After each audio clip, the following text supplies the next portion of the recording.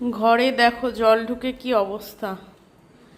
তো দুপুরবেলা আমি বড় ভিডিও দেব, বড় ভিডিও দেখলে তখন বুঝতে পারবে যে দুপুরবেলা কি পরিস্থিতি ছিল আর এখন কি পরিস্থিতি হয়ে গেছে। তো এই যে আমার মেশিন, সেলাই মেশিন এখানে রাখা রয়েছে, এদিকে তবু এখানটা কিছু নেই, ফাঁকাই আছে। জলটা ছিল ওইখানটায়, ওখান থেকে এতটা বেড়ে এখানে চলে এসছে। আর এটাতে হচ্ছে আমাদের কুটির খাঁচাটা থাকে।